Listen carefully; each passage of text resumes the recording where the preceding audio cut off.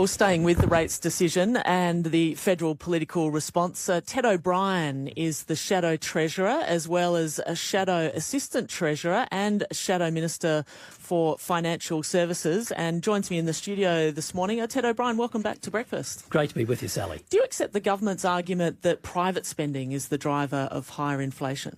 No, I don't.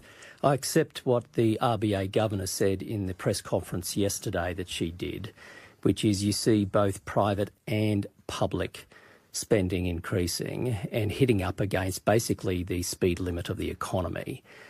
Both are having an enormous impact, but mostly I believe it's government spending, because government spending has been running about 4 times the pace of the economy itself. In the last financial year, running about twice the pace of the economy in this financial year. At a time when you have such supply constraints, the last thing you need is the government spending so much, which means once the private sector does start spending again, well, there's no room for it. That is what's happened here now. Earlier on Breakfast, I spoke with Dr. Pradeep Phillip, who's the head of Deloitte Access Economics. He had this to say. Current government spending is not the culprit driving inflation. Housing is driving up inflation because, yes, there is a little bit too much demand. Of course, we're stimulating the market for first-home buyers, and that's hitting up against the more fundamental problem that we can't build our houses fast enough, and the construction sector is also facing labour shortages. Another factor driving up inflation are insurance costs and food costs. And these are growing because of natural disasters, changing weather patterns. So we've now got climate change showing up as a cost of living issue. And of course, the third thing that was driving up inflation was in fact that federal and state government spending on energy rebates was coming off, i.e. they're spending less.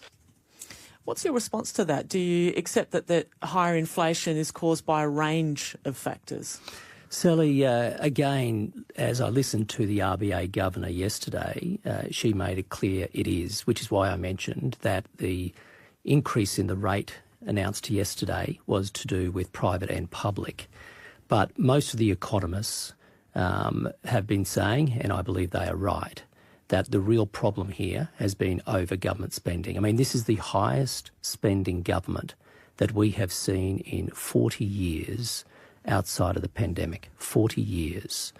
To have spending jump from 24% to 27% of GDP is just completely out of control. And my main criticism is this. The government lacks any fiscal discipline, like just rules. Like a family at home might run their own family budget. They have to make trade-offs, decisions.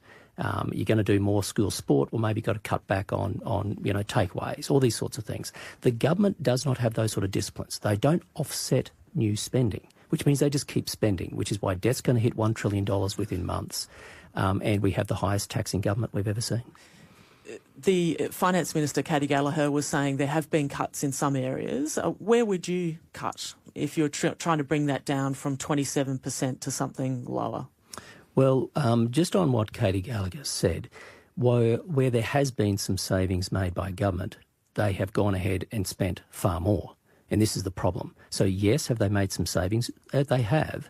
But at the exact same time, they keep spending. So they are spending an extra $50 billion this year on discretionary spending. When she talks about pressures in the budget, so where you got automatic increases in health and education and those sorts of things, we don't criticise the government in that regard.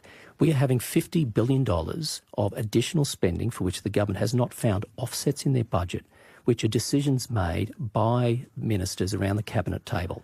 So here's what I'll be recommending. Number one, the Treasurer needs to introduce some measurable rules in his budget, quantifiable rules to control his spending. Ever since Peter Costello introduced the Charter of Budget Honesty, every Treasurer has had them except Jim Chalmers. Secondly, they should be looking at greater efficiency in government so taxpayers get value for money. And 3, they should go line item by line item through their budget. They should get rid of waste. And where they want to spend more, they have the right to do so. But that comes with a responsibility to find commensurate offsets, savings in their own budget. That's what they should be doing. That's what I'd recommend. So in that question, I gave you an opportunity to talk about which areas in which you would cut. you're not specifying there. You're talking about frameworks and also general efficiencies. Are there departments, programs, specifics that you would target? I'm happy to give you a couple of examples, but before I do, I mentioned the third point, line item by line item. The Coalition previously, now the Liberal Party, we have our own priorities. When we go to the next election, we should be held to account for our own spending priorities. It is up to us then to identify how we will create savings in the budget. It is the responsibility of the government to not only identify its spending priorities, but they are the ones who need to find the savings. Now, when it does come to that third aspect, line item by line item, I can make some comments where we've already announced some policies. So we've already announced some policies around energy. Now, if you look at some of the decisions taken by the government with which we disagree, disagree with the Net Zero Authority, disagree with the electric vehicle fringe benefits tax. So what kind of savings would these things deliver? Oh, yeah, there you're probably talking about $5 billion. Is it reasonable for the public to expect an opposition to have that understanding of the budget and to have its own ideas as to where it should be cut? $5 billion is a hell of a lot of money around the kitchen table, but with the budget, that's not going to get us out of trouble, is it? Well, I'm not suggesting, Sally, that is the entire thing, right? That's not the silver bullet, but you asked for some examples. I explained the framework because, again, the framework goes to what are your priorities. For the Liberal Party, the priority on energy disregards those two measures.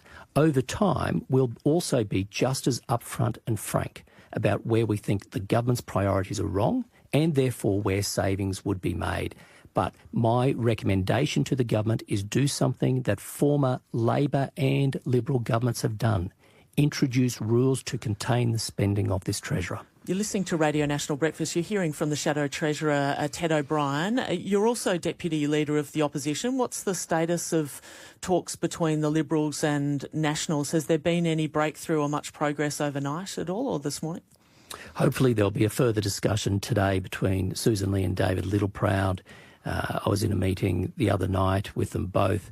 It was a very constructive meeting, a lot of goodwill in the room, and we'll see how today goes. But as I hope you will understand, I won't sort of unpack the details here. You're always welcome to, you know that. You're very kind. You're the most generous person I know. I'll keep that in mind. Ted O'Brien, good to have you back in the studio. Likewise. Thanks very much. Cheers.